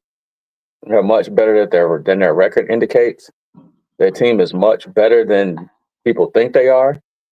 Whatever it is that has them losing these games by 2 points, 3 points, 1 point, 6 points, last quarter losing one bonehead play, it's coming down to one play for them boys this year. And it's been that way for the last couple of years. It's feast or famine for the Bengals. This is not a good thing for them. This is not a good thing for them because you are good. You do have a good assembly of players, but you can't keep this assembly. You can't keep Jamar Chase in Cincinnati losing. You're not. I don't care if Joe Burrow is there or not. You're not. Wide receiver lifespan ain't that long while you're in your prime. Homie ain't staying there that long. So if you continue to lose with all of these other teams around you and so much parity, it's going to be a shakeup, bro. They can't hold that team together for that long, not making it deep enough into the playoffs or at least contending for a Super Bowl. And I don't see them contending for a Super Bowl anytime soon. Not with that squad, not with the current assembly. I feel that. Phantom? I'm looking at it a little differently. Okay. Yes, Lamar Jackson was Lamar Jackson last night, and Joe Burrow played. Okay, let's get two things out of the way. Yeah, they should have had an extra play with the blow to the head or the pass interference or holding. They should have had an extra play. I'm not knocking you for going for 2 points, but therein lies where I'm going with this. Baltimore Ravens fans, first and foremost, you need to fix your defense. Yes. Fix your defense, ASAP Rocky style. Quarters coverage, high safety, whatever y'all playing. Apparently, it's been explained to me better because I looked at it. That ain't it. Stop it. And Tre'Davious White might help that. We don't know how that's going to be working, how that's going to come about. Cool. What is he going to Cincinnati Bengals. Yeah. Defensively, that's what's holding this shit hold back. That and the fact that whatever your September since Zach Taylor's been there, you motherfuckers can't seem to get the shit out of your ass. And Joe Burrow in the offense has cost you 2 games, whether it was the Yep. Kansas City game, whether it was the Baltimore game, the first one with the interception, Oh yeah. whether it was last night with Marlon Humphrey with the punch out on the fumble. And yeah, that one I'm missing one too. But the Washington Commanders 3 trips in the red zone and you kick field goals. That one too. At some point, with who they like to say is probably who they like to call the second best quarterback in the league. That's what they like to call him. I don't agree with y'all, but that's what they like to call him. Who's the second best quarterback? Who's they? Who name you talking about now? Man, Joseph Burrow. But I'm sorry, go ahead. Well, Joe Burrow's not playing bad, but Joe Burrow ain't Superman. No. But his offense has always cost that. That told me that game was just an offensive game. It was not defensively. Neither defense was playing very well at all. At all. Neither defense was playing well at all. Cincinnati, their offensive line is good. They look good. It's gotten better. They looked good last night. I thought it would be hard for me to say that, considering how much we saw Joe Burrow on the ground last year and the year before. But is that a product of Baltimore's defensive line not being very good either right now? Maybe. Yeah, maybe. That's where I'm going with it. Yeah, they wasn't running down on them, that tough, and that presents a question, because you got to see Kansas City defense. There you go. This is where all this is going to. All of this we saying right now only comes down to Kansas City, Baltimore. Kansas City's defense. No, well, I mean, it comes down to more than that, but I'm just saying Kansas City's defense is the thing that's like, you got to see Kansas City's defense. Like, for all intents and purposes, you got the MVP probably being Jared Goff, Lamar Jackson. Okay, cool. But Kansas City's defense right now in the AFC is sitting here and looking at y'all like, we can stop. We can hold up against that. We just need Patrick Mahomes to be, and we can score. Don't get it twisted. We'll get to that. We'll get there in just a second. Kansas City can score because I'm trying to squeeze a lot. I'm gonna try to squeeze some shit in. Oh yeah, I want to talk to y'all. Yeah, you got to make a move. Go to the pitch then. I feel all of that. And Jamar Chase, you got your shit off last night, bro. I don't know. I had to salute you again as a former wide receiver myself. I enjoyed watching you work last night. Absolutely. Joe Burrow did your thing. One thing that you are missing right now, Cincinnati, very much like my brother said, your defense is very suspect. Very suspect. And I said something about that coming into the game on Monday when we were podding. I said Cincinnati's defense is below middle of the pack. I feel like if Baltimore play their game, they can have their way with them. Now, mind you, it didn't go that way completely. Burrow, great game. 34-56, 428, 4 touchdowns, no picks. Joe Burrowed. That's what he does. Okay, cool. The problem is you let what really kept your offense working low key because nobody paid attention to this and they act like they ain't understand it. You kept what was really making you let what was really making your offense work leave and go to Houston. And now he's back there behind CJ Stroud. Joe Mixon was the X factor for your offense. He could catch the ball, run the ball. He plays like his life is on the line every single play. He was the lifeblood of that offense. Now y'all just cute throwing the ball around the field, but you can't run the ball. And if you can't run the ball on Baltimore with the way they defensive line playing this year, you can't run the ball. Just want to put that out there. Can't do it. But we got to get to these picks before you head out. Yeah. For all intents and purposes, Lamar also threw 4 touchdowns, 290 yards, 25 of 33. He had a good game. Granted, they didn't wake up to the second half. Henry carried the ball 16 times, 68 yards, but he did score a touchdown, still almost 4.5 yards a carry. Like, even when he has a bad game, it's not bad. It's better. It's what you wish your running back had done. Scored in every game this year. You feel me? I want to say salute to Tylan Wallace. You, sir, we didn't see that coming, but they're starting to call you the bingo killer because you got 12 catches in your whole career, and they're all against Cincinnati. They have the ball against Cincinnati. That's crazy. Mark Andrews, Rashad Bateman, salute to y'all. Zay Flowers was very quiet last night. 4 catches, 34 yards. He didn't score. Nelson Aguilar did score a touchdown. I just want to say, Nelson Aguilar, I appreciate you. I think the expectation for you was way too high when you first came in the league because of where you were selected. But I respect your game, bro. You can play football. Absolutely. Salute to the Ravens. They are still my pick for the Super Bowl this year. And your new boy just got paid, by the way, sidebar. Huh? Your quote unquote, your adopted boy who I told you about got paid today too. You said your adopted boy. I've been telling you about Chuba for a while now, but Chuba got paid today too. I just want to throw that out there. They better pay that man. Shit. They better pay that man. Hey, bro, I don't got no other reason to watch the Carolina Panthers but to watch him. Just to be honest, I watch them. If I watch them play, I'm watching him. I'm a fan. I appreciate running back still. I don't care. Yo, it's some shit about that too that we need to talk. We're going to save that for Monday. But it's some shit about that I want to talk about too, because the same way they devalued running backs, I want people to pay attention. Everybody think because it's a pass-happy league that it can't happen. They about to run the same game on wide receivers. Watch what I'm telling you. Anyway, while we talking about that, you mentioned Tre'Davious White going to Baltimore and how much of it. Like, of course, it wasn't. It's going to take time to make a difference, but I think he'll make some difference, and for no other reason because of his experience. Before he got hurt, all them times he got hurt, he was one of the best cornerbacks in football. He was a really good football player, and I think that he has a lot that he can teach some of those cats in Baltimore who may not quite get it. There have been a lot of moves made. Like, again, we said the NFL trade up to the deadline was probably a little more active than we used to seeing, and it's only getting more and more active every year. So my question to y'all first is, I got a couple questions I'm gonna run down to y'all, but let's try to keep it concise.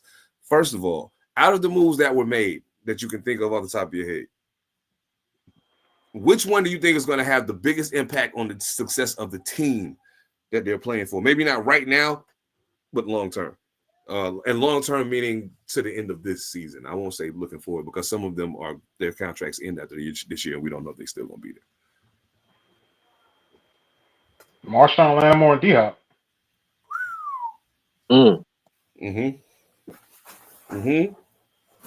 D-Hop for playoffs and consistency, and Marshawn Lattimore for what Dan Quinn wants to do.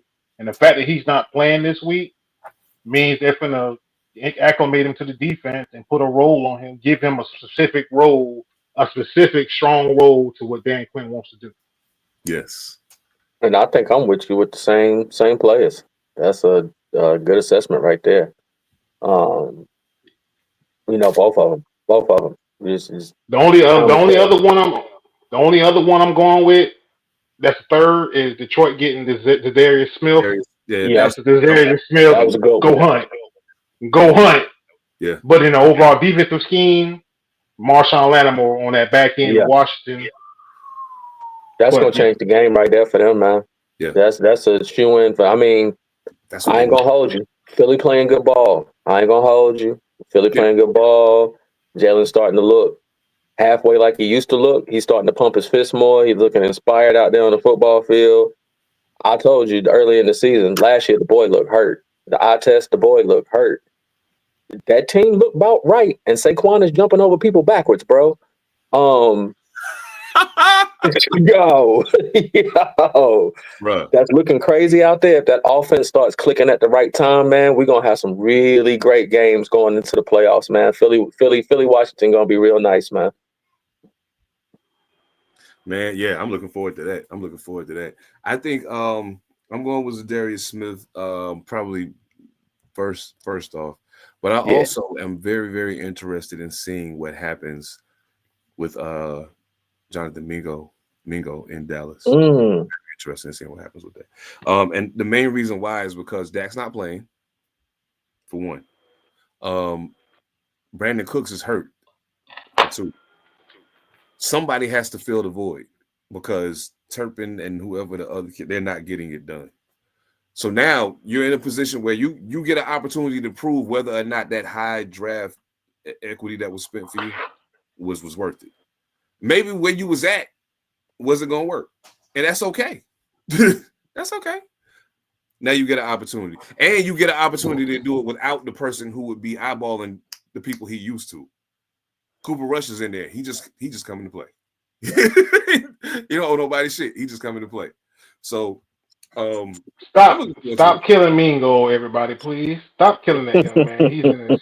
The only reason why I shook my head took my glasses off. Stop killing Mingo, man. He went for a 4th round pick. He's a 2nd round pick in the draft. Stop killing Mingo, man. Get a brother some time. This is not an immediate thing, unless it becomes that. And if it does, cool. But stop killing Mingo. Just stop. Oh yeah. Stop. Yeah, I'm looking forward. I'm looking forward to seeing what that turned into. I mean, granted, my first pick was probably Hopkins to KC because I've always wondered after he left. You know, listen, when you can do what DeAndre Hopkins did in Houston with the quarterbacks he was playing with before Deshaun got there, it says a lot about that man's ability. Out of all of the, you know, it was a point where people were talking about the wide receivers coming out of Clemson. Oh, is this one and this one and this one? I'm like, yeah, but it all sounds good and it looks good. So they get up here and got to play. Then things change just a little.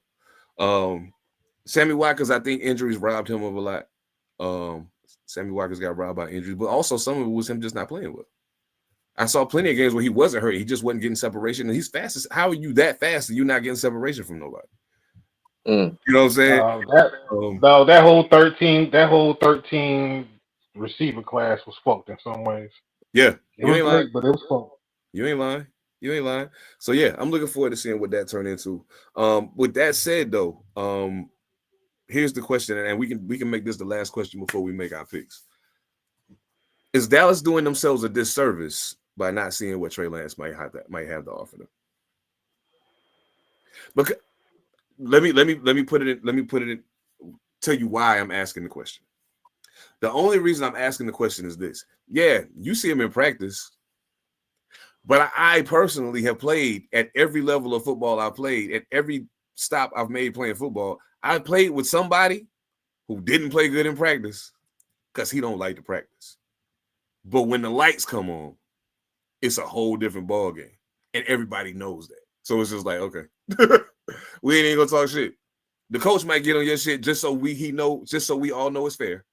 Mm-hmm. But we already know when the lights come on, you came to get down. Now I'm not saying Trey Lance is that, but what I'm saying is the greater reality is that with the weaknesses of your team, you're not going anywhere. There's a very real possibility you don't make the playoffs this year. So, with that said, why not find out what you got on your hands before it's all said and done? You know what Cooper Rush is already. You already know who he is. Find out what this kid, depending on, if that going to be out for a month, you play him a game, maybe 2. If he plays well, play him a game, 2 games. Then if you want to let Cooper Rush play, let him play. But now you know what you got. Okay, cool. I could work with that. Boom. Cool, go do your thing. And now you can evaluate this whole Dak Prescott situation fairly. Because right now you're shooting yourself in the ankle the way you playing this game with him. Anyway, I'm sorry. But yeah. Do y'all think they're doing themselves a disservice? My apologies. Nope. Not really.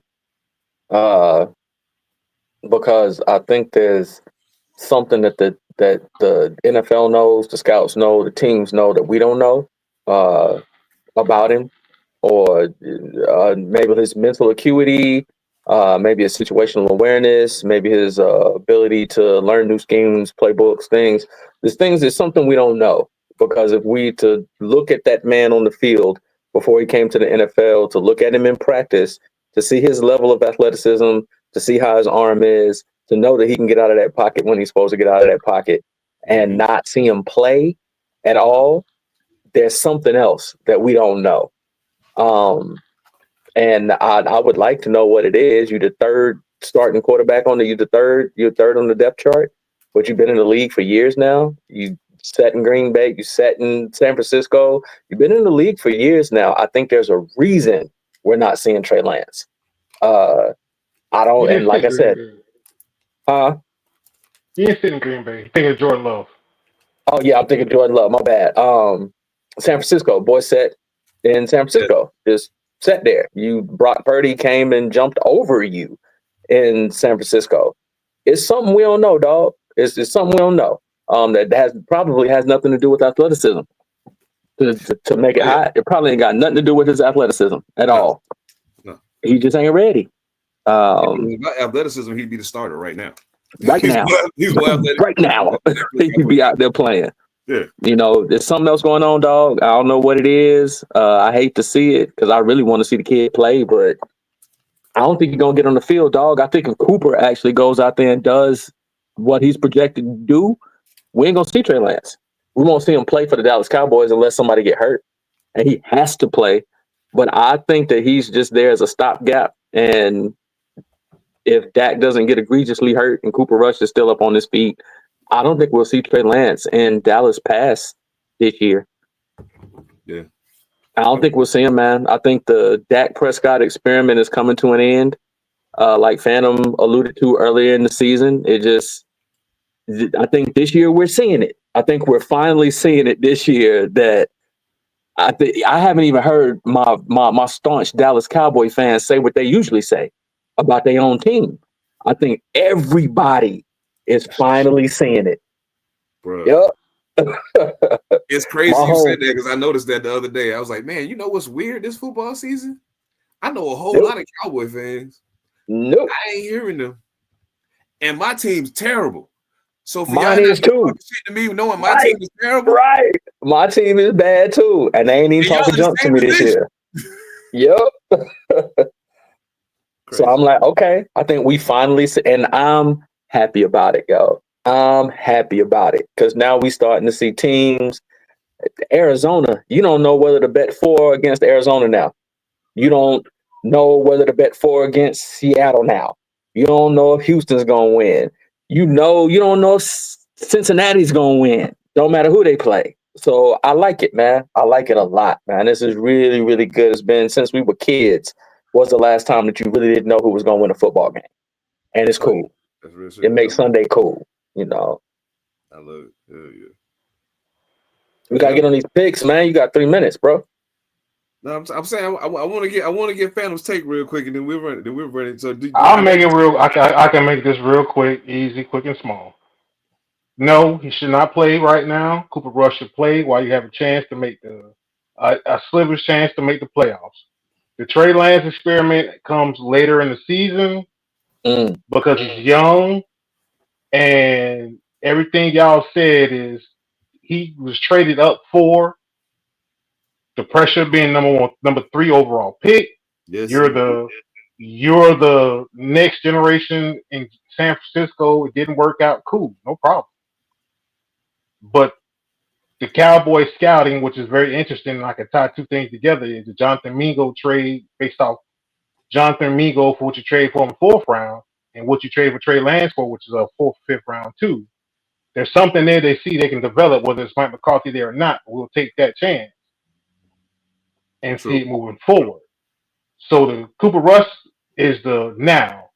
Mm-hmm. Trey Lance could possibly be the future. We don't know any of this because we're not in the scouts in Dallas. Yeah. Right.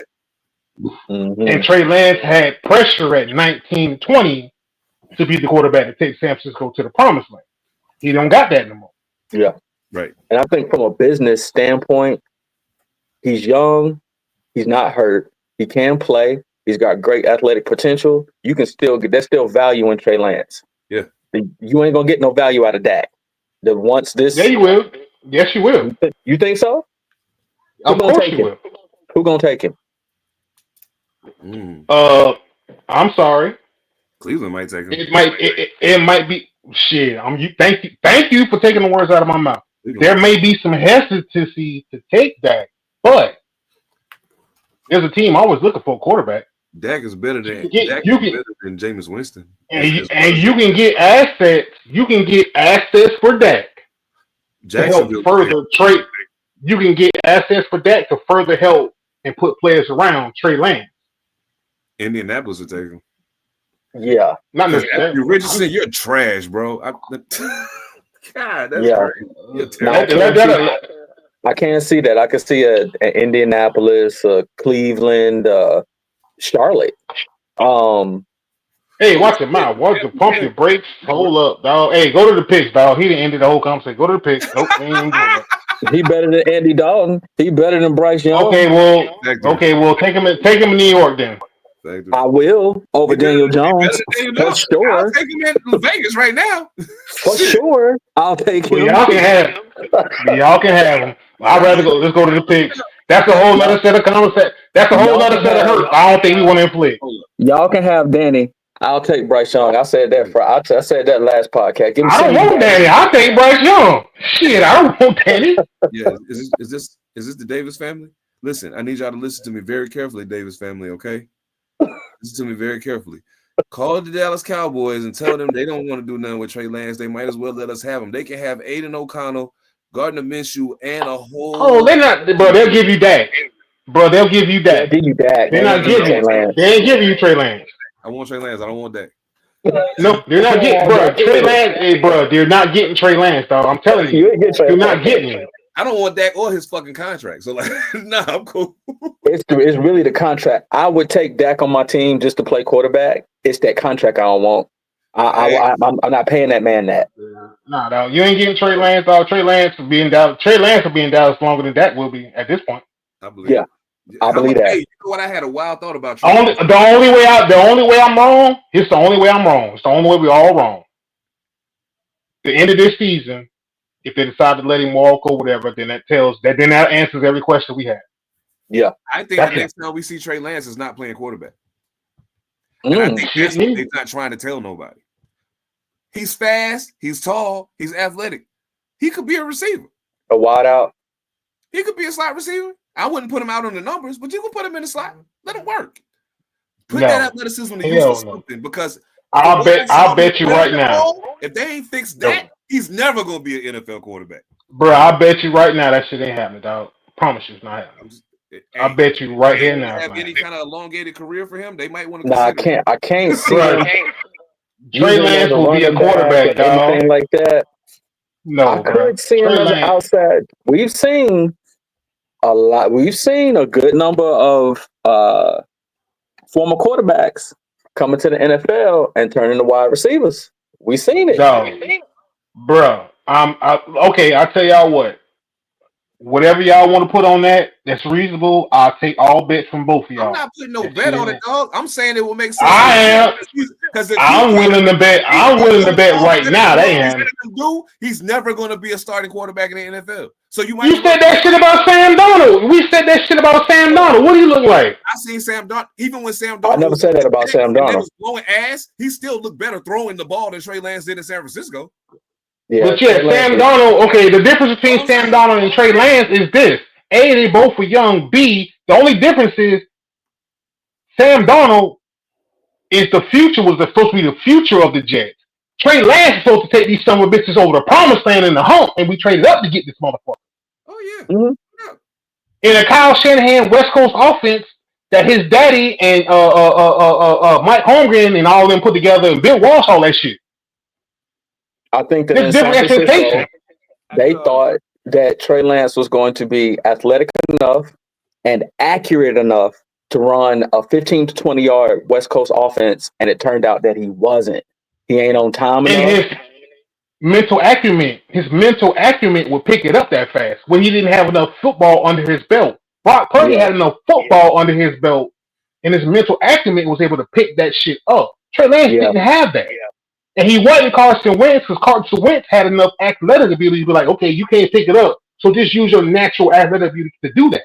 The problem was Trey Lance got hurt in the midst of all that. Carson Wentz didn't get hurt till then when he got hurt. Or if you use like a Cam Newton, for example, like, okay, Cam, shit, you got to goddamn, you can just go be you. Yeah. Now, is injuries Purdy, and all that. Is Brock Purdy a better quarterback than Trey Lance? Yes. How did Brock pick that up that fast and Trey Lance didn't? More college football. Absolutely, yeah. More high-level college football and more better understanding. Yeah, that'll do you. Oh, I'm sorry, Mr. Irrelevant. The Mr. Irrelevant picks. I don't give it. I'm sorry, Stetson. Okay, we'll use a guy like Stetson Bennett for example. Mm-hmm. Stetson Bennett spent more time in college than Trey Lance did. Exactly. But his mental acumen, he picks up Sean McVay's offense when you've seen him. Yeah. Trey Lance hasn't had the plays to do it, whereas Carson Wentz didn't have the plays to do it also. But he had the athletic ability to be like, all right, this Carson just gonna be you. Yeah, the difference between all the people you're talking about right now and Trey Lance is when I saw them throw the football, I was like, well, shit, he's a quarterback. Mm-hmm. Okay.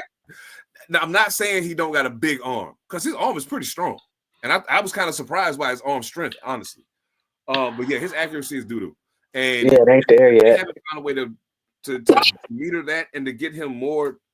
Yeah, do something to get some use out of that, please.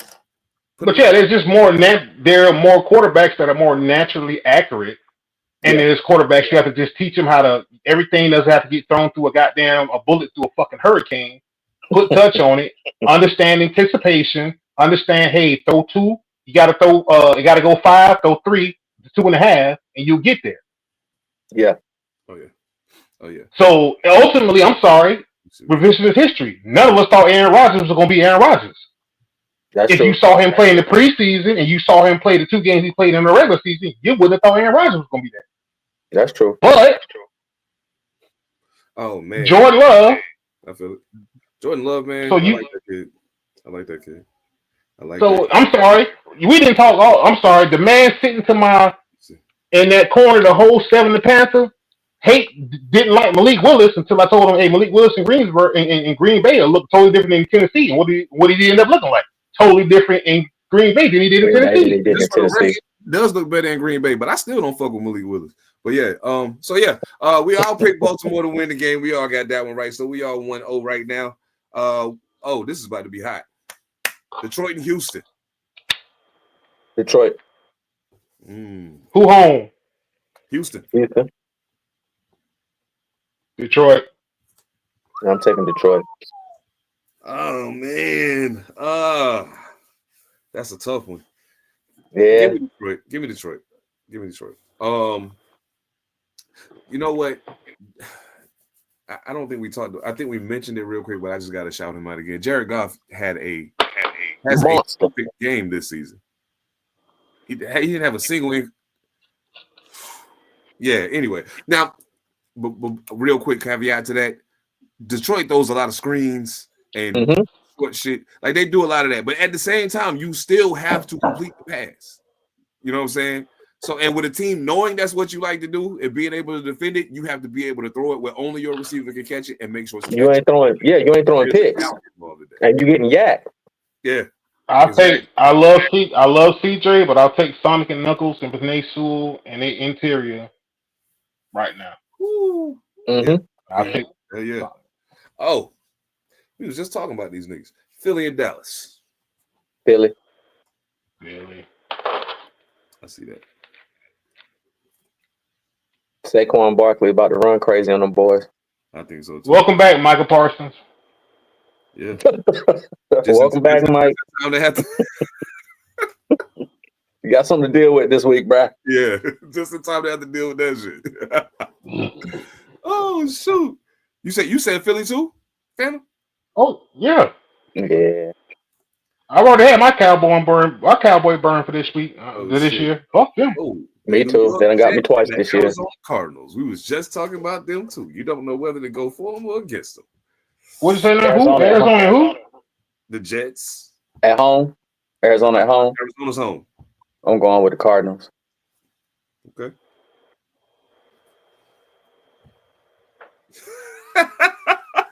The midget keep burning me, man. I can't keep picking against him.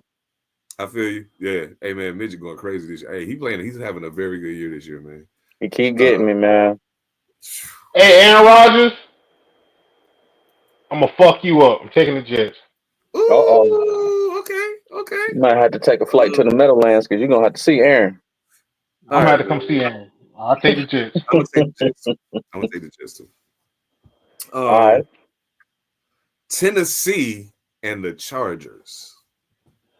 Chargers.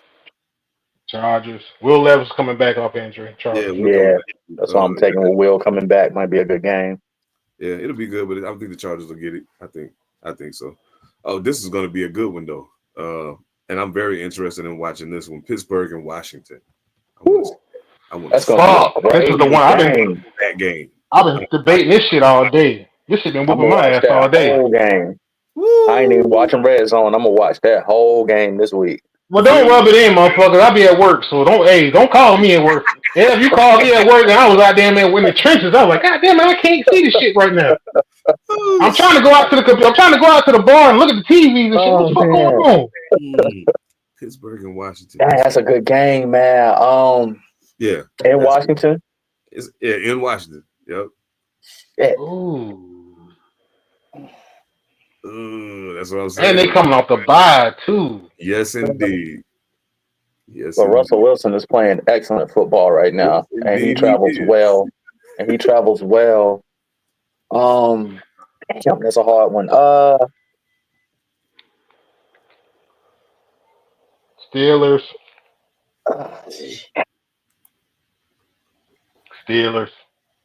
I'll take the Commanders, man. Oh, at home. I don't want to, but I'll take the Commanders at home. Wait, who did Pittsburgh just get? Pittsburgh just got a receiver, didn't they? Pittsburgh got more than a receiver. They got more than a receiver. They got Mike Williams and they got Preston Smith on the inside too. Yeah, they got Mike Smith and they got Preston Smith. Before I make my pick, fuck it. I'm gonna take the Steelers. Did y'all hear about the potential comeback? From who? Le'Veon Bell. Oh yeah. Man, fuck that. Fuck that. Yeah. I heard it on 97.1 the other day. Steve Harvey was talking about it. Yeah. Man, fuck that. I would be very interested to see what that looks like now. I don't. Next game. I'm taking Steelers, by the way. Steelers? Yeah, I took the Steelers. Yeah, he's going back to the Steelers. Yeah, going back to the Steelers. Next. Why do you hate Le'Veon Bell, sir? I don't hate Le'Veon Bell. He's just irrelevant right now, motherfucker. Fuck all that. Yeah, I don't hate him either, but you've been out of the league too long, dog. Yeah, I don't hate Le'Veon. I respect Le'Veon and his career and what he's done. By all means, just right now in this moment, like, yeah, fuck Le'Veon. Until I can see next game. You ain't been shooting in the gym, dog. San Francisco and Tampa Bay. Damn it. Tampa Bay at home. At Tampa Bay. Damn it, man. Still no guy without Mike Evans. San Francisco at full strength. McCaffrey's playing. Except for Christian McCaffrey, yeah. For the most Give me the 49ers. Okay. Me too. Baker Mayfield about to burn me, but it's all good. He ain't gonna burn you. San Francisco getting ready to put his ass to sleep. Okay, hope so. See, the thing about it for me is, and this is no slight to Baker Mayfield at all. This is like almost any quarterback. It's easy to dot motherfuckers up when you don't got 300-pound and 280-pound motherfuckers that run 4.3 breathing down your neck, saying, That's "Hey, true. come here." You know what I'm saying? Like, it's easy to stand back there and dot people up when that's not happening. But true. when you play the San Francisco 49ers, there's a very good chance that could happen to you. So, just saying. Oh shit, Atlanta and New Orleans. Atlanta. Mm. I'm gonna take the Birds. Damn. I somehow want to take New Orleans just because of the new head coach and this thing. I somehow want to take him. I can't. Fuck. Oh, if I'm going to ever pick Derek Carr in this shit. Oh my damn, man. Defense, Atlanta defense could be had too. Because they don't generate pressure. God damn it. Yep. They don't at all. I'll take ATL. Fuck it. ATL, shout it. We're gonna make it a clean sweep for the Dirty Birds. Give me Atlanta. Hey, King Solomon, if you hear this shit, King Solomon 912, you hear this shit, y'all lose this goddamn game, boy. I'm gonna goddamn fuck you up when I see you. And I love you, my brother. Log into Facebook and come on your page and talk shit if y'all lose this. I'm just saying. Okay, cool. You with me then? Yeah, I'm all the way with you. Oh, and Nick gonna get some too. Yeah. And Nick gonna get some too. Oh, Denver and KC. Kansas City. They're gonna go. Driving, people at home, that game gonna be better than you think it is. It is. Because Denver's defense is not for play. It's still gonna be 9-0 for Kansas City.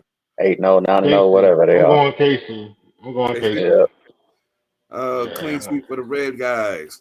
Give me the Chiefs. Minnesota at Jacksonville.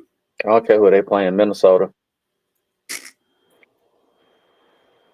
I don't know what it is with the Vikings this year, but ain't nobody talking about them, but they winning, and it's going to be hard to beat them, especially if you got to play them at home.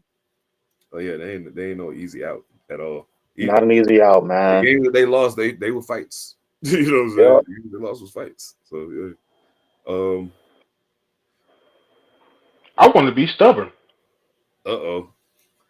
Mac Jones is playing. He sure is. And he's playing in the dome. Yep.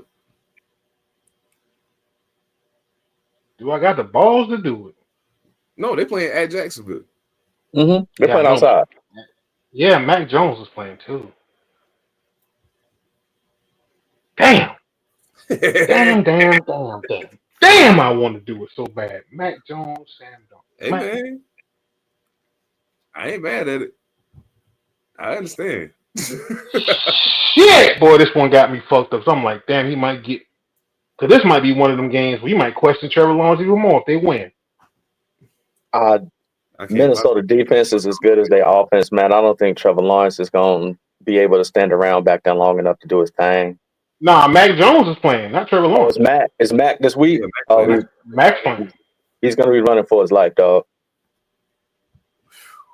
They coming in there to get him. Hey, man. All right, I'll take Minnesota. You know what, El? I'm going to put this on. I'm going to blame you for this shit. Because if I fuck around, I'm going to put this one on you. Because I want to take the motherfuckers, too. Just thank me. Don't take the Jags this week, dog. No, not with Mac back there. Don't take the Jags this week, dog. You're going to be kicking yourself like we did earlier in the season on them damn Minnesota Vikings, dog. I don't know what the hell it is, but when I bet against them, I lose, dog. Oh. I will come to Greensboro and drive my ass up to work to come cuss you out. Like, motherfucker, I knew I should have took them goddamn Jaguars. Hey, man, I'll give you $25 of choosing the Carolina Panthers and winning my money. Check it. I got a speedball through these. Buffalo, Indiana. Buffalo at Indiana. Buff. Yeah, I think that's a clean sweep. Clean sweep for the Snow guys. New England and Chicago. Chi-town. See, they get ready to make me do some shit. Either way I go, I'm about to do some shit I don't want to do. Either way it go. Caleb or New England, which one? I'm going with Chi-town. Phantom, who you got? I'm going Chi-town. Nah, motherfucker, don't defer to me. Motherfucker, say your pick. Say Chi-town. Do what you gotta do. I got to take Chicago. I have to take Chicago because I absolutely fucking hate the Patriots. I hate that whole organization. I just hate Caleb Williams. But he's just one person. I hate the whole Patriots. I hate everything about them. I hate their clothes. I hate the people that. Anyway, yeah. Gillette, you hate black. Hey, you hate black pepper. I'm taking New England. Oh shit. Okay. Oh shit. Okay. Uh-oh. The New York Giants at the Carolina Panthers. And not even a fuck. I already know who Phantom got. I ain't even got it. I'm taking the Giants, man. You taking the Giants? Mm-hmm. Ho! I know you speedball this shit now. You done back down and changed the whole shit now. Monday I tried to do this shit. You was like, nah, I'm gonna take your team. I tried to get a little something on this. So what's on this now? No, I said I ain't giving you no fucking money. What I said was I'm still going to bet on my team. I'm still going to take my team. But the New York Giants against the fucking Carolina Panthers, that is a toss-up, bro. And that's what I said last week. You don't know who. Okay, I didn't ask for no money. You don't know who's going. Last week you did. You was like, let's put some money on this, and I wasn't dumb enough. No, to I do said, what's it worth to you? I said, what's it worth to you? It don't have to be money. It's worth. It could be. It could be a chicken sandwich. It could be chicken nuggets. It could be a bottle. It could be a bottle of Bombay. It could be a motherfucking I told you so. These two teams this year aren't worth a postage stamp. Okay, both of these teams. You won. Hey, you won money off my. You won money off my team. So therefore, I did. So therefore, I did, and that's because the other team wasn't worth a postage note. At least y'all were worth a postage stamp. The team y'all played wasn't worth a postage note, so I knew to go with y'all because y'all were worth more. My team ain't even worth a gum wrapper right now, bro. I don't trust it at all, dog. All right, not the Peeler Pirates of Greensboro, North Carolina, Pop Warner team could probably get my New York Giants. I got the Giants. I ain't going that one. I got the Giants. I go Carolina. Monday night, we got the Miami Dolphins at the LA Rams. Rams is gonna win, dog. Give me Matt Stafford. Okay.